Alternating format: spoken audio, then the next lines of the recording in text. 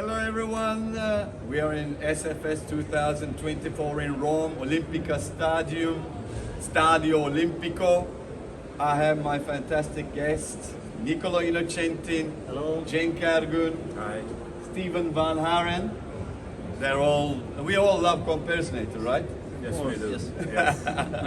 Well, we will be speaking about AI and data and the impact in the worldwide football, and my dear friends will tell all about what's happening within their scope. Thank you very much. See you later. Ciao. Ciao. I have just fantastic guests. Former Galatasaray Sports Director Győr, Nicola Innocentin, a legend Italian gentleman, former Sports Director of FATEH, and Stephen Vanharen, and he is from Győr, First League of Hungary. Now we will talk about the AI and the transfers, but before this happens, I want to show you something. Well, let's select a player that's someone that you know, Matteo Politano. So this is the Comparisonator app. So there is a star button here, and I'm going to ask this lady, can you please write me a report about this player? She now understands what I'm saying and producing the season report. Well, now I want to say, okay, can you please speak about this player, Lady Comparisonator?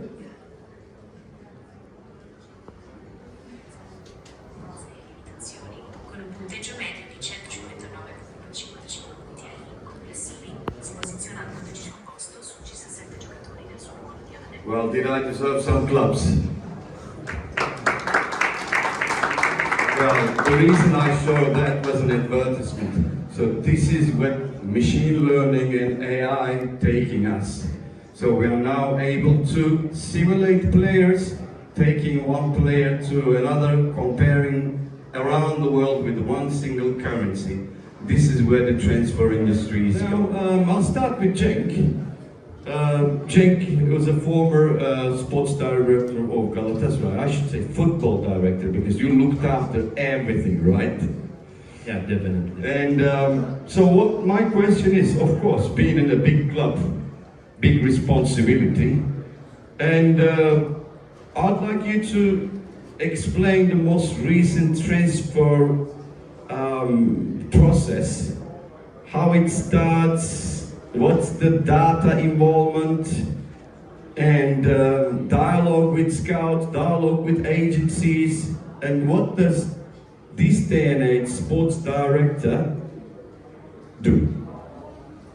Thank you, Tarkan. Let me start from the beginning, maybe. In the early 2000s, we were receiving some video cassettes of the players, VHS and Betamax. There were some even agencies sending us the videos of the players from Argentina. We were receiving a box of the... Fast forward that. Yes, we were putting and watching. At that time, to reach to the images and to reach to data of the players were not an issue for us. We were just watching, knowing maybe some live scouts already, some comments from the previous coaches or players who is there. But in between this early 2000s and until now, the system has changed completely. Not only for the player transfers, but also for the trainings, for the evaluation of the trainings, players, performance and everything, we need data.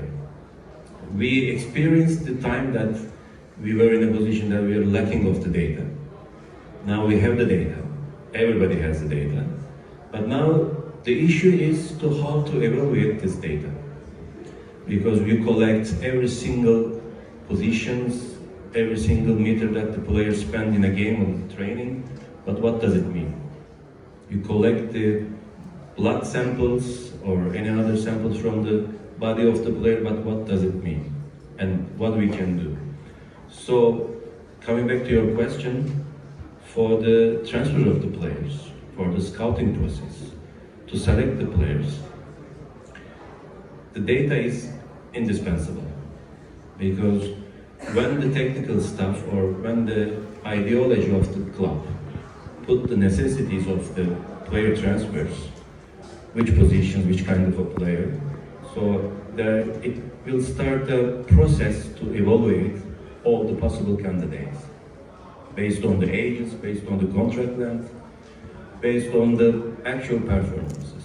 And at this point the data comes in, because the actual performance of the player, how he was performing when he was 15, now, how is the prediction for him to perform in 3 or 4 year terms?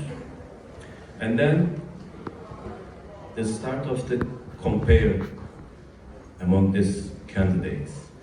And believe me, nowadays, when the technical staff makes a decision, all these candidates has been elected, coming through a process, maybe a couple of dozen of players have been analyzed, and the table of the head coach or the manager, our guys put in a couple of names, but they're already selected based on the data. And then the decision-making process starts. And at that point, there will be another data process, which is the economical value. What was the player's value, how much have been paid, salary, transfer, and everything. And based on this data evaluation, we go through to the transfer process. Vanharen, my longtime friend, he's originally actually from Belgium. And well, in your past, you've been in the roles, for example, United World, you managed multiple club operation. So Sheffield United, Bascott, when you were there, they went up from first league to second league to first league, and then Châteauroux and Sheffield United was in the championship, they went up, and you were managing this entire operation, plus Châteauroux in French league. So now you're an Győr, but still multiple club ownership, because FC Dutz is part of the umbrella in another team in Slovakia. So, but now your goal is to grow your own players.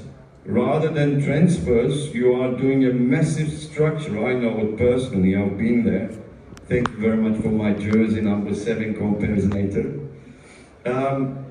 So, from one place to another, and a lot of process, you employed a lot of people to build a philosophy. Well, yours is a bit different than the other two, because you built completely something from the beginning.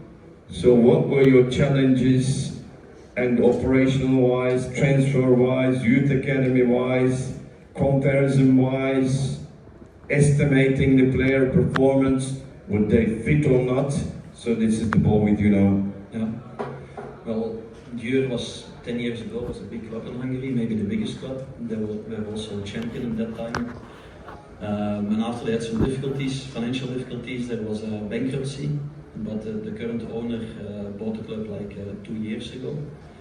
And when I spoke with the management in, I think, end of June, beginning of July, it was quite clear that the project needed to be started from scratch, from zero. And if you step into a project like this, okay, you need to determine in what is our identity, what is our culture. This is number 1. Then 2, what is your playing style? For which kind of football do we want to be recognized? 3 is how are we going to achieve this? I mean, then the methodology on the pitch. And then 4, you have the recruitment, and 5, you have the academy. So 5 very big and important elements what you need to include and develop stepwise. So okay, the identity and DNA was quite clear what it was, the style of play. I also had quite clear in my head what I wanted to see, and the owner saw it in the same way. And there already the process of data starts, because depending on the style of play, you're going to create player profiles. You need a certain style of players to be able to play your style of play, what you want to see. And in that way, it's the first time that we touch the data, we use the data. And you know, in any club, and certainly in an MCO, multiple club ownership, you receive a huge amount of players. And in that way, data is a selection tool, because you need to select in this big amount of players, and you keep a certain amount of players what you think could fit inside the process. Then you're going to compare it or benchmark it with the profiles what you make. Then comes the youth department, the academy comes into play, because you need to see, for me, if I have a player in the academy who is the same quality as an external recruited player, I prefer the own academy player, because you can further develop him and also economize in a later phase. And then in the end, data become important, like Nicola explained, in the decision-making process. You need to show the people in the board why you want to transfer a player. You need to show the people the development possibilities, and you need to present to the board the future economic value. And so in this way, data inside the development of this football philosophy is a very important tool. So first as a selection, and the second as a decision-making tool. My personal feeling about, again, because this is a hot topic, the Saudi Pro League. They did an amazing job, as far as I'm concerned. They brought fantastic players, and including myself, I put my eyes on the market. Because as you know, I've got Comparisonator clients, friends, presidents that I also work together. And the transfers between Turkish leagues to Saudi to Turkish leagues been very successful. So, but also, like the MLS, you've got two boards. So you've got your own team board to convince or not to buy or buy, and at the same time, you need to prove a point to the Saudi Pro League body. So how did you manage this? How did you prove your point that your player was suitable to you? Well, this is my first question. Yes. One more I have. Okay. Replying to you on the first question. Actually, the Saudi Pro League doesn't need to be convinced from the moment a club has a sporting director in charge that is knowledgeable. So just to give you an idea, last year I was the second sporting director in the Saudi Pro League together with Goran Vujovic in Al Nassr. So Michael Emenalo, that is the technical director of the Saudi Pro League, was not asking me, convince me, okay? Why? Because he knew that I was able to do my own work, let's say, my job. He was requesting that to all the other clubs where there were no sport director, which is currently the challenge Saudi Pro League is facing. Because the fact that a Pro League doesn't have everywhere CEO and sport director shows you that there is a lack of knowledge in a very important part of the club management, right? So in my specific case, I had to submit to the league the request to get the authorization to sign a player, mainly for financial reasons. So actually, because the money were coming from the Saudi Pro League, I had to show that the player I wanted to sign was fitting in my budget. That was the reason why I had to submit the name to the Saudi Pro League. But internally, yes, I had to prove to the board why I wanted to sign one player to another. And as Jack said before, sometimes this is where you lose some time in convincing people in your own club. Because you have a name coming from everybody, from the president, from agent, from friends of a friends, and you have to filter those inputs, right? So I was maybe attending a training, and one of the board came to me and said, look at this player, this is incredible, look, he ran a lot. I say, yes, he look like a chicken without head. But you have to evaluate the effectiveness, and the data help you to come up with this proof. So maybe somebody that runs less is more effective than somebody that is running like crazy and is not producing any concrete result. So data, it's really help you to narrow the circle, speed up the recruiting time, and in some situation like the one I mentioned before, I didn't even have the time to, I took over in end of May, as I said. You don't have time to evaluate players like normally you do in a club if you have enough time. So you cannot fly and watch a game when there is no season. So you have to get some responsibility, and data in this regard help you to justify why you want a player or another one. And today we can access to a huge amount of data. And sometimes even if you compare, because Comparisonator give you the possibility also to compare players from two different teams, give you the possibility to forecast what could be the performance of a player moving from one league to another league. Okay, this is just an estimation, but I can tell you that it's quite precise when it comes to the end result, because I got a chance to move players from one league to another, and I remember what was the prediction on that. So when you see that the data is times of Frank Riveri. Exactly. When you see that the data are quite accurate, then you start to trust the data. And artificial intelligence doesn't have influence of an agent saying push my player.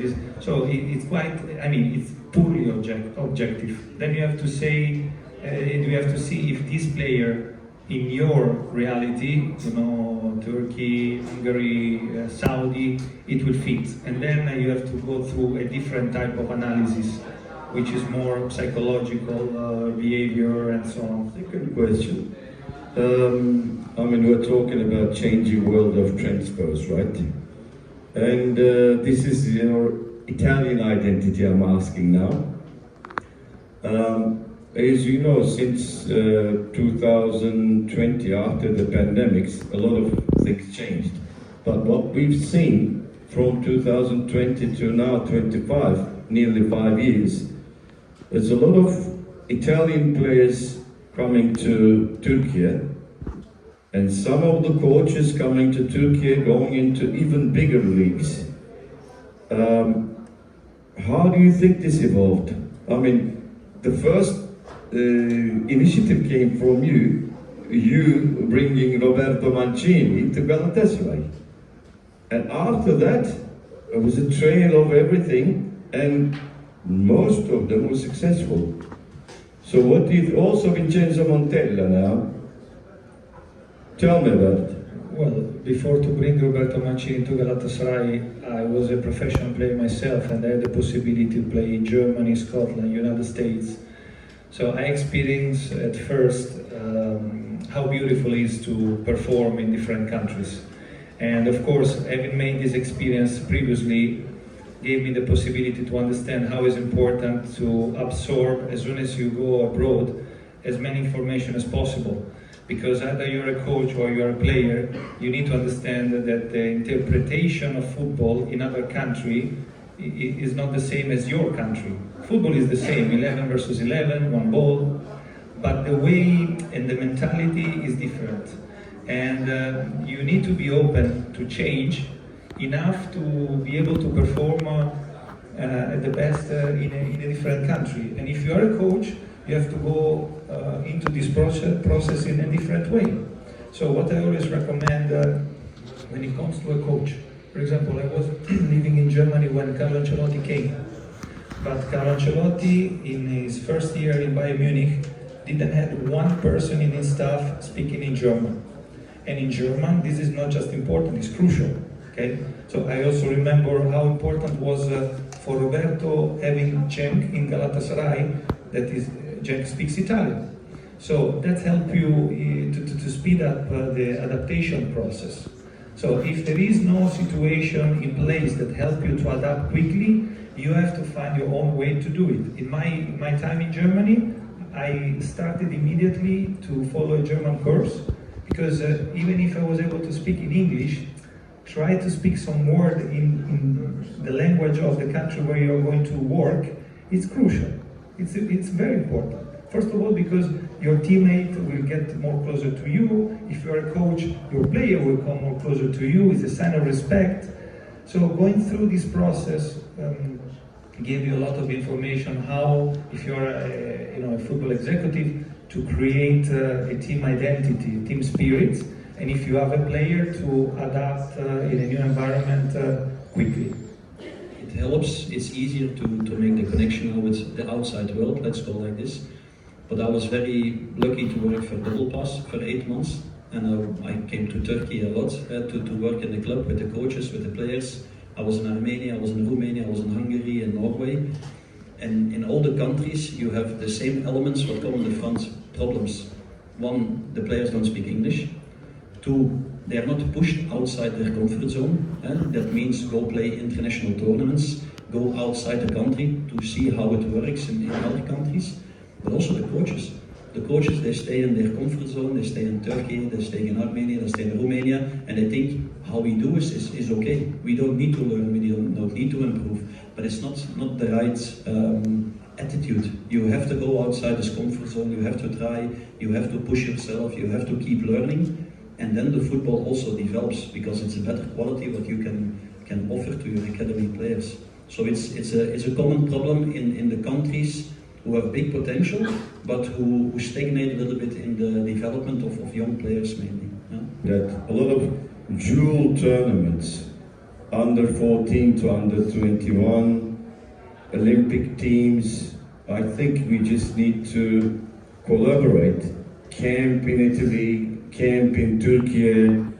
So these kind of exchanges that I'm imagining, and also symposiums, conferences, a lot of engagements, and hopefully one day we'll do the Social Football Summit in Istanbul, and then we'll carry it to Hungary, or maybe a Belgium. I always think that you're Hungarian, you see. But it's a pleasure to have you all, and thank you very much for joining. Thank you. And many thanks to SFS people, and it was absolutely fantastic. Lovely people, everybody's smiling, a lot of knowledgeable, a lot of companies around, and hope to come again. Thank you very much. Thank you. Thank you.